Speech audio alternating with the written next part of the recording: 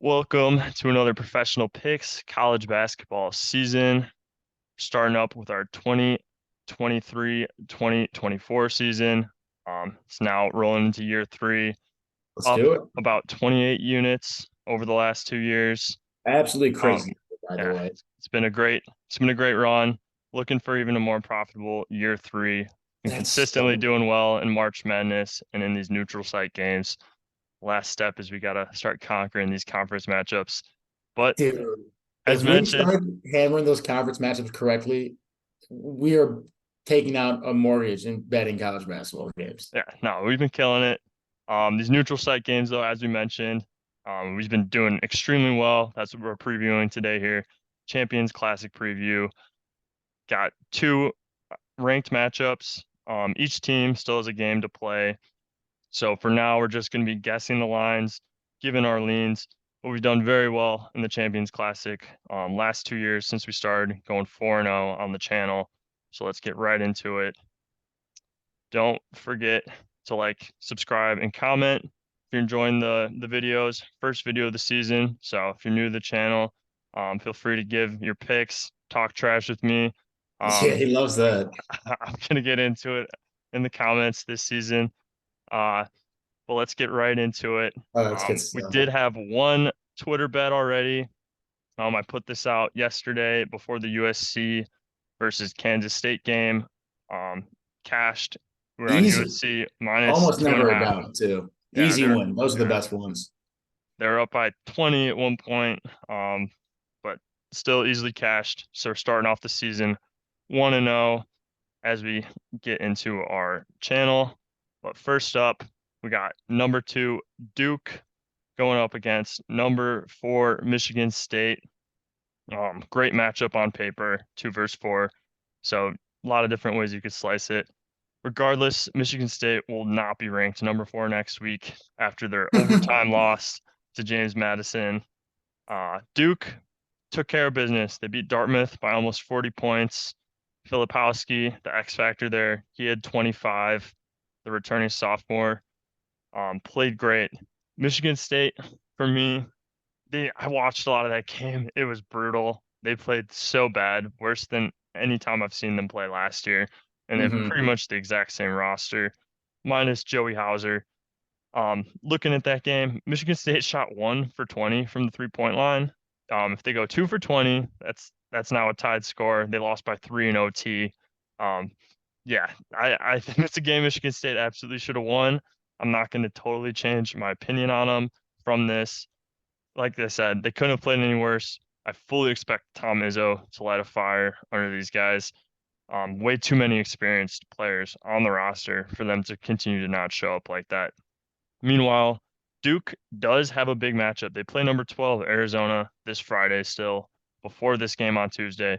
So Yep. they're not looking ahead. At the same time, Michigan State probably not looking ahead either after the James Madison Yeah, every loss. game is must win now. Um, just looking at it on paper, though, what I like to look at, and if you watch the Champions Classic videos last year, I'm looking at who has more experience, who has more returners, who is really bringing over a lot of that success from last year. Duke, they start one freshman, the only freshman that's going to start in this matchup. Two Really? soft, yep, two. That's unlike them, I feel like. I It feel like they're is normally no, a pretty yeah, young team, it's especially right off the gate. 100%. Yeah, Duke more experience than what we've Hmm. seen from them in the last 4, 5, 6 years. Only one freshman, only one true freshman in the starting lineup. Two sophomores, a senior, and a fifth year. So Wow, that lot, is uncharacteristic. yeah, a lot more experience on the Duke side than we're used to. On the other hand, Michigan State has even more experience than that. They got a junior, two seniors, and two fifth years. So there's just so much experience on the Michigan State side. A lot of guys who've played a lot of meaningful basketball. This game is also going to be in Chicago, so give a slight home field nod to Michigan State just Absolutely. regionally. I have a lot more to get into, but do you have any initial leans or any? Yeah, no, I got some thoughts going around here. I would say normally in this game, and always deferred to Sliwa's college basketball knowledge over my own. But I would say, just knowing very little about this game, And these teams, I always lean towards the more experienced team early on in the season, the more cohesive unit, because they know how to play together. There's no doubt that every year Duke has better talent in terms of just pure NBA pro talent than Michigan State. But early on in the season, it seems like Michigan State seems to have more success than Duke because they're used to playing in the same system and playing together as a unit. That's why I'm a little bit taken aback hearing that Duke's only starting one freshman and even some upperclassmen, which is abnormal for them. I Right. do think, like you said, coming off the loss against a really bad loss from Michigan State, that Izzo's really going to get push these guys to start playing together and playing smarter and more disciplined basketball. And I almost think that makes me want to bet Michigan State more now that they lost. Hearing that Duke is bringing back some experience makes me a little more concerned. But this Duke, just in general, is a team that starts out the season a little bit slow because there's always new people coming in and out. Again, maybe not as true this year, but still true with the freshmen. Like you said, no freshmen on the Michigan State side, and they always get stronger as the year progresses. And it's a great time to fade a Duke team that is, what are they, the second best team in the country? They're not. They don't play like the second best team in the country right off the bat. They just have the second best talent right off the bat, and that's why I like Michigan State here. Yeah, no, I'm absolutely with you on this one. So this is my prediction of the spread. I think it's going to be sitting around 3.5. And it could be completely different. We don't know what Duke's going to end up doing against Arizona. That's a huge X factor before this game even happens. But Michigan State, they have two fifth years and two seniors in the starting lineup. Those guys aren't going to not show up again. I mean, No, Tom Izzo is going to get on those guys, and Michigan State real like historically plays hard nosed, tough Big Ten basketball, and then the ACC is a little bit more finesse, a lot of more 3-point shooting, pick and pop. I mean, that's exactly what you get from Filipowski. Your stretch post who wants to do a little bit of everything. So for me, getting a little bit anecdotal with not a lot of stats so far in the season, I look back at Duke getting punched in the mouth against Tennessee this last March Madness. Tennessee, mm-hmm. very tough, hard-nosed team. I think Michigan That's State part of comes their out and identity. plays a similar style game where they're just going to beat them up. They have more bodies. Um, this Michigan State has one of the best freshman recruiting classes in the whole country, and they don't start any of them. So they have Love that too, yeah, by they had the way. Cohen Carr off the bench. The athletic wing from Georgia played great. He had 16 points, I believe, and like 8 boards on with bench minutes.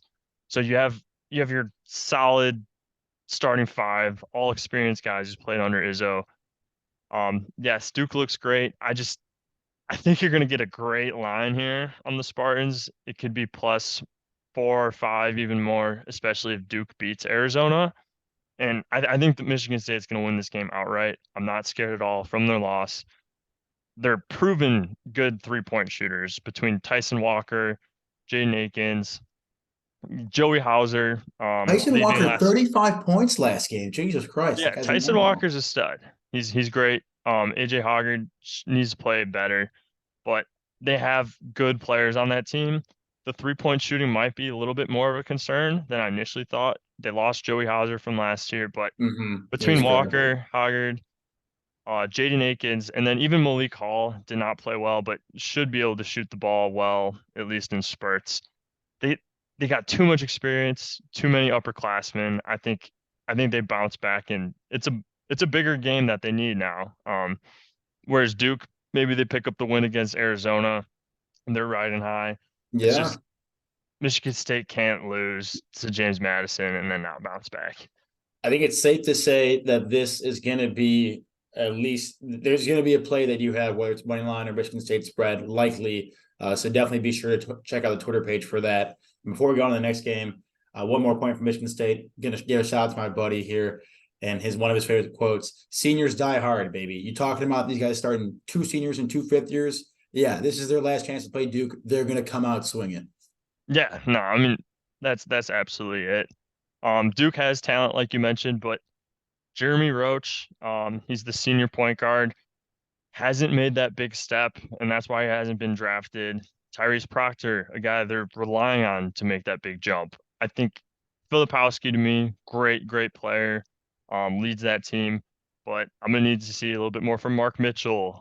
Just not enough scoring overall. This Mm, Michigan State defense is gonna play very tough. always They're gonna do. play as hard as they can, especially after this James Madison loss. They have an easy game against Southern Indiana. They won't look past it after this loss, but I know they're going to come out. They're going to play insanely tough on defense. I don't think Duke has enough perimeter scorers, or just more efficient shooters to win I this mean, game. this home crowd too is going to be all on Michigan State. Everyone around, I would be shocked if there's 20% Duke fans in this game. I know they have a Yeah, cult following, but people just hate Duke, myself included. And people around here like Michigan State. yeah, no, yeah. I mean, It is a definitely pseudo going home to get game that for home. them. It's a Definitely going pseudo to get home that game. home court. This is the game I feel so strong about. Michigan State's going to absolutely be a bet. None of this is official at the moment, but this is our lean right Woo! now. Michigan Check State the plus Twitter three and a page. half. I think they're going to Good win it call. outright as dogs. Anyways, moving on though, a little more lopsided matchup. Got number one Kansas versus number 16 Kentucky. Hunter Both Dickinson. play some very weak competition prior to this matchup. So I expect them to both be 2-0 heading into this one. And Hunter Dickinson there, I have as the X factor. And this game really comes down to like one key facet, and it's going to be post play. I expect Kansas to muscle their way to a win in this game. Um, Similar to the last one, they're the more experienced, more mature team. Their 3 through 5 is all grown men. I checked all the matchups for Kansas versus Kentucky. 3 through 5, they have a 10 to 30 pound advantage. We're getting the deep analytics here. Dude, they're way bigger. Like I believe it. You look at Kevin McCullough, KJ Adams, Hunter Dickinson, they're all big guys. Like Big they're bodies out older, there. they're experienced, but they're very strong. Like they're gonna throw Kentucky around. They don't have Oscar Tshiebwe to lean on like they had the last 2 years and just absolutely bail him out. He's gone. He's gone. He That's was gonna kill him. Oh yeah, they're gonna it's gonna be a nightmare in the paint. Hunter Dickinson, 7'2", 260. They're gonna have 6'9" Trey Mitchell on them. It's gonna be an absolute nightmare for Kentucky on the boards in this game. Um, Kentucky's gonna have their growing pains early again. With a lot of freshmen. DJ Wagner looked pretty good. Just none of them really stood out necessarily in this like in last night's games. The key here too is Kentucky does have 7 footers. They're both gonna probably be out. Aaron Bradshaw, the 5-star center, he's injured, and then Ugana Yenso, the other 7 footer, they're both injured currently. So your Really, two that's centers are out, and you're tough. playing the best center in the country and two other very strong forwards. You It's might get a little pushback against from a bunch of the freshmen. defense. I just think it's gonna be night and day. I think you're gonna see a big spread here. You could see it being like 6, 7, 8. And I think Kansas is gonna win by like 10, 15. Yeah, based on what you're saying, I'm totally with you. And just again, not even closer level of college basketball knowledge, but like Hunter Dickinson is used to playing big post basketball in the Big Ten, which I think is defined by their big men. You think about like obviously Zach Edey, who you said Right. Dickinson might be the best center. I think people would maybe say Edey. Oh yeah. Guys like Zach Edey, Kofi, and Luca Garza from Iowa. Like, there's just always big dudes in the Big Ten that these guys competing with. This is going to be a really refreshing breath of fresh air going against a guy like you said. I think you said Trey Mitchell's guarding him at 6'9". Like, he's not going against guys that are bigger than him for the first time in his career. I'm really excited, actually. That's the first time I've ever said I'm excited to watch Hunter Dickinson play basketball. I'm excited to see what he can do in this game when now he's out of the Big Ten. I almost think it's one of two things. He's either going to flourish with the lack of size that is going to be like up against Kentucky and really his whole conference, or he's going to struggle to adjust to the kind of pace of play in the small ball that he might see outside of the Big Ten. I think he's gonna flourish. I do He too. hit three pointers last night. He's The been working jump on him. shot's coming along. I mean, Yeah. he's tall and long enough that he doesn't have to move that well on the perimeter to cover space. So Mm-hmm. I think he's going to be a monster. I To kind add of on hope to that, so. he had some beef with Juwan Howard. I mean, obviously he left, but Juwan Howard, a lot of favoritism for his son Jet, trying to boost his stats, get him drafted. He was a lottery pick.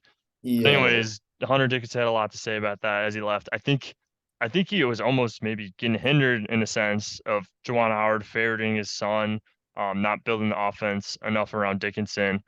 And I could see him even blowing up and having his best season of his career. I think he's going to. One, because like you just said, he's getting the chance they never had.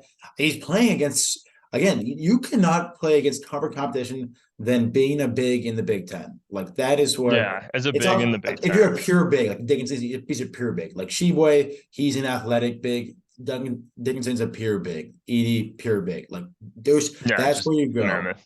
That's where you go to play Yeah. big man I basketball. And now think that he's out of that, if he was like a Kofi, then he wouldn't do very well because Kofi can't get outside the paint. Dickinson, throughout every season of his career, has expanded in the game outside the paint and proved to be at least somewhat athletic. That I do think that he can handle and run with this athletic, like the strength of this Kentucky team, this athletic backcourt and frontcourt that they got. yeah, no, I'm right there with you. I think Kansas covers this game by honestly, I think they win by plus 10. Might be an alt spread bet for me. There's no way they don't dominate the glass and just the interior. And on the other hand, Kentucky, why I really don't like him in this game is they don't have enough perimeter options. Like DJ Wagner didn't shoot the ball particularly well in his first game. You got a redshirt sophomore, Adu Thiero. He's a big guard, more of a rebounder. They just don't have the scorers or the size to shut That's down what I was this just about to Kansas make the team. point of. I'm glad you mentioned that because we keep rambling on about this, but I think it's worth mentioning. You're talking about how this real advantage that Kansas has is the size and these big bodies that are gonna, be like you said, punch in the mouth, get in the paint, and work there. Kentucky being out two of their big men, these guys, if they get into foul trouble, what's gonna happen? Like Oh, they're in so much trouble. like Like a big immediately, they're you already so need short. you need to be a big team to beat Kansas this year. And I'm saying it now because Kansas is not in my mind number one. I don't know who might be number one, but DeJuan Harris, as long as he's going to be the starter on Kansas, it's yes, they did win it 2 years ago, but they had Christian Braun and Ochai Agbaji, two great three-point shooters on that team. Mm-hmm. This Mm-hmm. Kansas team very tough, but if you're not big, you're not going to beat them. But DeJuan Harris didn't even attempt a field goal shot in the last game. In their Really? first game, he played 25 minutes, didn't even attempt a shot from the field of play. This is how Arkansas beat them last year. They packed the paint and made him shoot from the perimeter. There's yes, that's a recipe to beat this team, but Kentucky's not big enough. They're not going to be able to do it. They're not built to beat this team. DeJuan Harris, you got to make him shoot, you got to make him beat you, but they're not going to be able to get it done in this game. They don't have the makeup. Yeah. Antonio Reeves, good three-point shooter, but also failed to show up in the bright lights. I remember this because I was watching that Kentucky Kansas State game last March. Oh, I Antonio Antonio Reeves, he's the notable returner for Kentucky. He's the guy you're relying on.